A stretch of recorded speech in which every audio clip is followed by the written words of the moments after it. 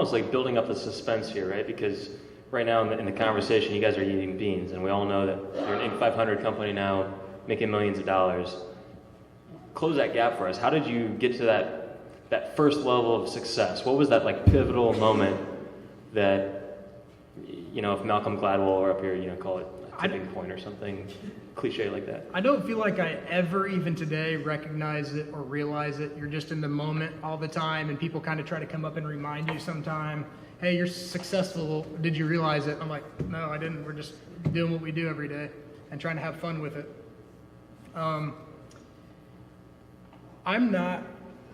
I wouldn't consider myself a wealthy individual even today with all of those accolades. A lot of that stuff, honestly, is public relations effort. That's something you have to work towards doing. And it's not all about your success. It's about actually working on your marketing, which Matt helped us do a ton of this stuff with branding and PR and all that stuff. And it was under his watch that we got the Inc. 500 recognition. Don't give away my secrets. So not that I don't want you guys to all think that Slingshot's just an amazing company, but we work at that public relations stuff. My wife and I literally are moving into a new house, and I was kind of joking with some people earlier that we're hood rich because I am doing the thing that probably I would never recommend anyone else to do from a credit standpoint. I'm living pretty thin right now, and she wants to go see a movie, and we can't literally go forward to see the movie right now. I still have a mortgage. I have a few nice cars because I'm obsessed with cars. So I have a few paid off cars, and maybe some of you have seen the General Lee and things like that I drive around town. But that's where I've spoiled myself, is with a few cars. But other than that, I mean, we put everything back in the business because it's a cash flow, non-funded business. So it's a lifestyle. You have to be obsessed with it. We're not rolling in the dough. So. Absolutely. And one of the things that was really impressive to me was that, you know, so I started as the marketing director at Slingshot SEO, which, you know, I was directing myself when I got there. the marketing self-director. When I started there, and, you know, by the end we had like a 6-person team, but the fact was you didn't have a marketing team before I got there. And that says a lot about what your clients thought about the work that you guys did. What were some of the things that you guys focused on to cause that natural sort of marketing ripple for the first, like 2-3 years before I got there, right? Yeah, so in our business plan, we knew we didn't have any money, so our marketing strategy was literally a referral word-of-mouth strategy. We said, we're going to make every client successful. And literally, our mission statement was make every client successful, and don't forget to make every client successful.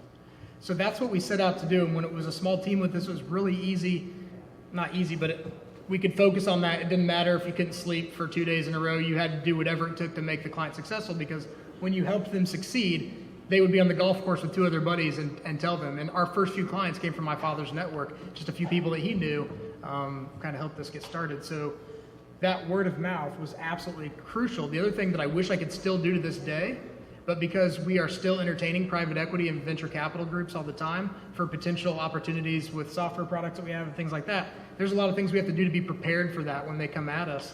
And we have to have contracts. But what we used to do that I used to love is I'd go up to a client, and when we'd sell them on an SEO project, I'd say, the first month you don't like working with us, or you don't feel like you're getting what you're paying for, you don't feel like you still believe in the vision, just throw the invoice in the trash. You can pay me 1 month, 0 months. If you didn't feel like that first month you got anything out of it, throw the invoice in the trash. So that flexibility, being a small company, we were able to convince a lot of people that that was the way to go because they didn't have too much risk in it. Unfortunately, today we have to have 12-month contracts, and we have to scale, and sometimes the level of service isn't flawless across everybody, and there's issues that occur sometimes from a deliverability standpoint. That's all issues that you run into when you start to scale a business. We work really hard at it, but yeah, it's just word of mouth, trying to make people happy. And if you make people happy and successful, there is a true viral nature. And when you charge the kind of money we charge to do what we do, we're probably close to the top end of the market. So somebody has to be really comfortable to engage with us. They have to have somebody that they trust tell them that we're the right firm to be working with. It's not just because they saw a press release saying that we're growing or something. Yeah, that's really, really good insight. And I feel like a lot of people here could probably implement that same strategy with their business right now. One last question before we go to audience questions, and I want to remind everyone in the audience right now, you can tweet the hashtag Verge Startups, and we'll take questions directly from there. And then also you can line up here right now. I know we've got some brave individuals who are going to come up here and stand right here. I'm just confident that someone is going to, yeah, there goes Nick. He's already putting his drink down. Love it. Oh, go ahead, line up. Line up. All right, cool. So my last question is, and then I'll stop being greedy with the mic. My last question is, through that phase, even before I was there, right? Like you guys went from a 15-person company, from the time I knew you, a 15-person company to over 100 people. What were some of the biggest, I'll narrow it down, what was the biggest challenge in your mind, or one of the biggest challenges in your mind, and how did you overcome that?